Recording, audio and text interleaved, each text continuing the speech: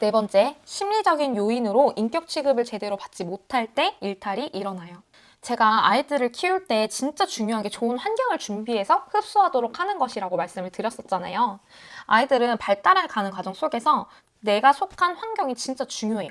0, 3세 때 무의식적인 흡수 시기에 만약에 엄마랑 아빠가 너무 많이 싸우는 환경에 노출되었다면 어린이는 아주 어렸을 때부터 이 마음 한켠에 불안감을 가지고 성장해 갈 거예요.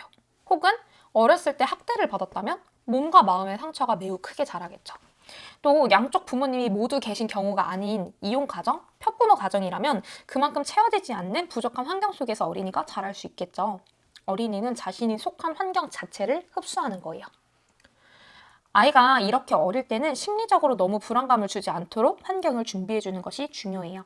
또 아이 자체를 잘 이해하고 존중해 주시는 것이 중요합니다. 그래서 이렇게 존중받고 사랑받으면서 자랄 때 아까 말씀드렸던 그 내면에 흐르고 있는 두 에너지가 균형을 잘 맞출 수 있게 되는 거예요. 마지막 다섯 번째로 환경적 요인으로 일탈이 일어나기도 합니다. 앞서 이야기한 부분과 거의 비슷한 건데요. 제가 지난번에 어린이 적응에 대해서 말씀드린 적이 있었죠. 어린이에게 일관된 환경을 주어서 적응하게 하는 것은 어린이에게 매우 중요한 일이라고요.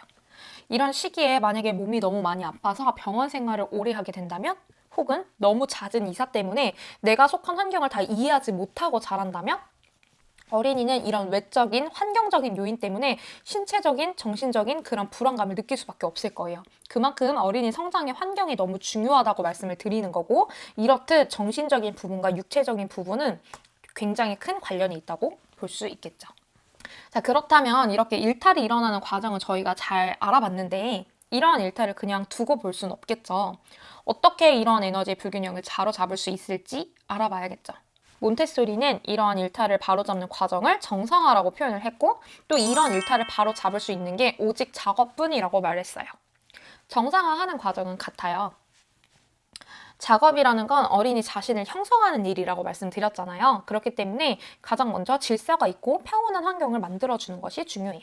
어른들은 강제적으로 이거 해야 돼 혹은 안 돼 라고 이야기를 하는 게 아니라 아이에게 자유를 주고 그 자유 안에서 스스로 하고 싶은 일을 선택하게끔 하고 또 그 과정에서 계속해서 격려하고 어린이가 뭔가 자유의 의지를 가지고 하는 행동들을 존중해 주는 것이 중요합니다.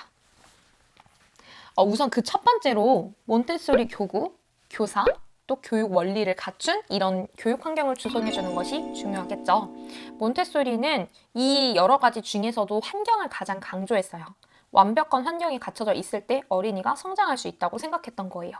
저희가 지금 바깥에 잘 못 나가잖아요. 코로나 때문에. 그러다 보니까 이제 집에서 아이를 어떻게 키워야 되냐라는 이제 고민을 많이 하시는 것 같은데 몬테소리 교구도 없고 교사도 없어요. 교육 원리도 없어요. 이렇게 세 가지가 중요하다라고 했는데 저는 이게 다 없어요 라고 하신다면 몬테소리 교육 환경 지금 배우는 이런 내용들을 통해서 아이들에게 좋은 환경을 제공해 주시는 것이 가장 첫 번째라고 말씀을 드리는 거예요. 이렇게 조성된 환경에서 아이들은 이제 드디어 자유롭게 선택할 수 있어요. 또 그 안에서 세팅되어져 있는 이런 작업들을 자유의지를 가지고 고르고 활동할 수 있어요. 여기서는 누구의 강요도 아닌 내가 해야지, 나 이거 하고 싶네 라는 의지를 가지고 하는 거기 때문에 어린이는 즐겁게 할 수밖에 없어요. 누군가 시키는 거라면 아이들이 그 안에서 즐거움을 찾기가 어렵겠지만 내가 원하는 것을 선택하고 내가 원하는 활동을 하는 거기 때문에 아이들이 즐거워요. 그렇기 때문에 이 과정 속에서 자연스럽게 거기에 집중할 수 있게 되는 거예요. 어린이는 이제 자신이 선택한 그 활동을 하다 보면 굉장히 집중한다고 했잖아요. 그러다 보니까 반복하고 싶어요. 했던 걸 또 해보고 싶고 또 해보고 싶은 거예요. 이건 지난번에 설명드린 대로 어린이에게는 반복하고자 하는 경향성이 있기 때문이에요. 어린이는 같은 행동을 반복하는 이 과정을 통해서 완전히 이 과정을 나의 것으로 딱 만들어가는 거예요. 그리고 이렇게 충분히 반복한 다음에 어린이가 결국에 이 작업에 성공할 거예요. 뭐 바늘에 실을 끼운다던가 아니면 분홍탑을 높이 쌓아본다던가 아니면 가위로 종이로 오려본다던가 아니면 진짜 털실을 통해서 뭔가 재미있는 뭐 귀마개를 만들어 본다던가 이런 과정을 반복하다 보면 성공할 수 있을 거예요. 사실 누구든지 처음부터 잘할 수는 없잖아요. 그렇기 때문에 어린이는 반복과 반복 끝에 이 과정을 성공할 수 있게 되는 거예요. 자, 이렇게 성공을 경험한 어린이는 어떤 마음이 드냐면 한 번 더 해보고 싶어요. 그렇기 때문에 다시 재도전을 하게 됩니다. 결국은 여기서도 반복에 대한 포인트를 말씀을 드리는 거예요. 자, 근데 이렇게 반복해서 성공하고 했는데 또 성공하고 또 성공하다 보면 아이들마다 이 과정에서 성공에 도달하는 시간이 점점점 단축되겠죠. 그러면 내가 지난번에 이거 할 때 한 3일 정도가 걸렸는데 오늘은 나 하루 만에 이걸 다 했네? 아이들은 굉장히 자연스럽게 만족감을 느끼게 될 거예요. 또 이 반복과 반복하면서 얻은 성공에서 성취감을 느끼고 자신감 있는 어린이가 되는 거예요. 지난번에는 나 이렇게 오래 걸렸는데 와, 나 이거 이제 하루만 해도 할 수 있네? 자신감이 생기겠죠. 지난번 적응해서 말씀드린 것 같은 방식으로 어린이는 만족감을 통해서 자신감을 완성해 가고 있는 거예요. 만족감이랑 성취감을 느낀 아이들은 마음의 여유가 조금 더 생기겠죠. 그러다 보니까 자신감이 붙고 내가 선택한 일을 조금 더 마음껏 하고 반복하고 집중하고 또 성공하기 위해서 위와 같은 과정들을 반복하면서 마음의 여유가 생겼기 때문에 다른 사람을 배려하는 마음까지도 가질 수 있게 되는 거예요. 지금 말씀드린 이러한 과정이 반복이 되겠죠. 이런 순환 과정을 통해서 아이들은 바람직한 방향으로 성장해 가는 것이고 또 다양한 원인으로 생긴 이런 일탈들을 바로잡을 수 있게 되는 거랍니다.